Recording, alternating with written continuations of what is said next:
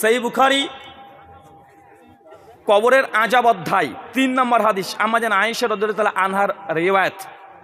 একজন ইহুদি মহিলা আমাদের আয়েশার কাছে এসেছেন, অনেকক্ষণ বসে গল্প আচার করার পরেই ওই মেয়েটার কবরের আযাবের কথা বলেছেন। সঙ্গে সঙ্গে আল্লাহর নবী ওই ইহুদি মেয়েকে আমাদের আয়েশা ধরেছেন, এই তুমি কি বললে, কবরে আবার আযাব হয় নাকি?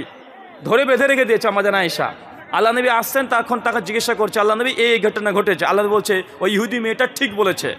এবং তারপরে এই হাদিস আল্লাহ নবী বলছেন, কোনো ব্যক্তি, মৃত ব্যক্তির সাহিত্য আছে, তার পরিবারের কোনো ব্যক্তি যদি ক্রান্দন করে, কাদাকাটি করে, তাহলে আল্লাহ সুবহানাহু ওয়া তাআলা ওই মৃত ব্যক্তির ওপরে আযাব দেন। এটা আমাদের আয়েশা রাদিয়াল্লাহু তাআলা থেকে সহিহ বুখারী মুসলিমের একাধিক হাদিস দ্বারা প্রমাণিত। শুকরিয়া। এটা খাস, এটা খাস। কবরের প্রশ্ন কয়টা? সমাজে পরিচিত আছে, কেউ কেউ 3টা, কেউ কেউ 4টা, কেউ কেউ 5টা। কোরআন হাদিস থেকে জানতে চাই কি কবরের প্রশ্ন কয়টা? কবরের প্রশ্ন 3টা, আর যে উত্তর দিতে পারবে তার জন্য 4টা। কি বললাম? প্রথমে 3টে প্রশ্ন করবে, মান রব্বুকা মা দীনুকা, প্রশ্ন যখন হয়ে যাবে, যখন প্রশ্ন কমপ্লিট হয়ে যাবে, তখন জিজ্ঞাসা করবে তুমি এগুলো জানলে কিভাবে? তেমন বলে আমি আল্লাহর কিতাব পড়ে জেনেছি, প্রশ্ন শেষ। এরপর বলবে আচ্ছা ঠিক আছে, ফেরেশতাদের কাজ শুরু হয়ে যাবে, তাকে সাহিত্য করে দিবে, ঘুমিয়ে দিবে, জান্নাত থেকে সুড়ঙ্গ তৈরি করে দিবে, জান্নাতের সুঘ্রাণ পাবে, একদম জামাইয়ের মতো ওখানে আদর পাবে। কথা বুঝতে পারছেন? শুকরিয়া। জি, হাদিস বুখারীর। না, ওটা দেখিয়ে প্রশ্ন করবে, এবার দেখিয়ে বলবে এটা কে, মানে হাজা। জি, আমাদের রাসূলের পূর্বে যারা ছিল, যে মুসলিম ভাইরা মারা গেছে, তাদের কিভাবে কবরের প্রশ্ন হয়েছে? আমাদের এভাবে না, তাদের অন্যরকম ভাবে প্রশ্ন হয়েছে। কবর দেওয়া হয়েছে কিভাবে? যেমন আমাদের আল্লাহ রাসূল ছবি দেখানো হয়, ওই সময় আমাদের নবীর পূর্বে উম্মতকে কিভাবে কবর দেওয়া হয়েছে, এই লাহুদ যে করবা মানে কবর, ওইভাবে দেওয়া হয়েছে। কেননা মুসা আলাইহিস সালামের ইহুদিরা যেটা দাবি করে কবর, এবং সেই সময়তে জিউস ট্র্যাডিশনের মধ্যে ইহুদিদের মধ্যে কবর এইভাবে দিতেন। কথা বুঝতে পারছেন? গুহার মতো করে। কিসের মতো করে? গুহার মতো করে। কেননা এখনো অনেকেই দাবি করা হয়। শুকরিয়া।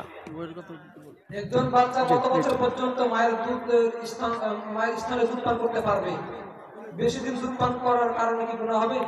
একজন মায়ের কাছ থেকে সন্তান কতদিন দুধ পান করতে পারবে? সূরা বাকারা 233, আহকাফ 14, লুকমান 15, 3টে আয়াত।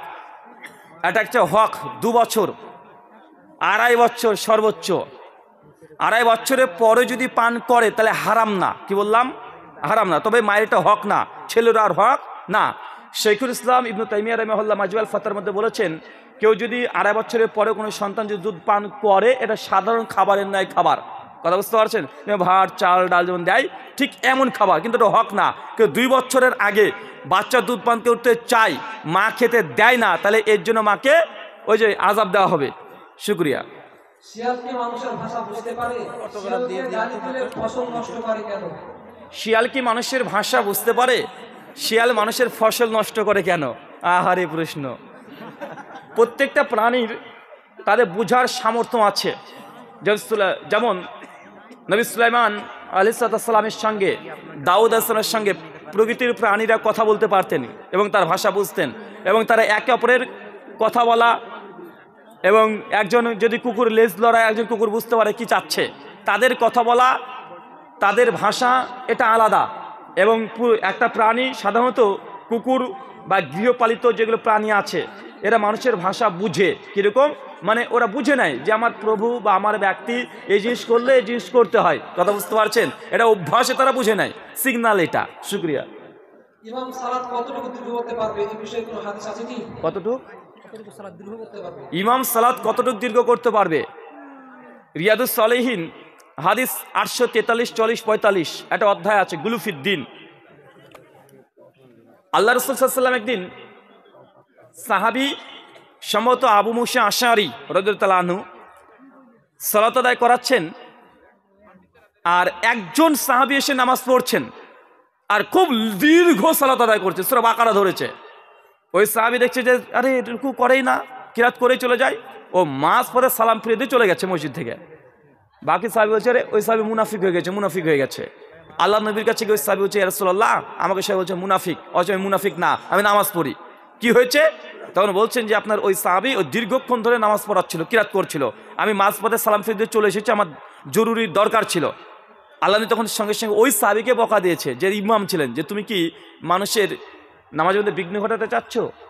আল্লাহ নবী তখন বললেন, যখন তুমি জামাত করবে তখন কিরাত ছোট করতে, যেমন অত্তিন এই সূরা পড়তে, সূরা আলা, সূরা লাইল, সূরা শামস, এই আম্মা পাড়ার ছোট ছোট সূরা, এগুলো দিয়ে আল্লাহ নবী বললেন তুমি জামাতে পড়ো। কেন? কারণ জামাতে বিভিন্ন ধরনের মানুষ থাকে, খুব বড় লম্বা করা যাবে না। নফল সালাত সূরা বাকারা, আলী ইমরান, সূরা নিসা, এই 3টা অংশ আল্লাহ নবী পড়েছেন নফলে, তখন পড়তে পারবেন। নফলে জামাতে সংক্ষিপ্ত করবেন। শুকরিয়া।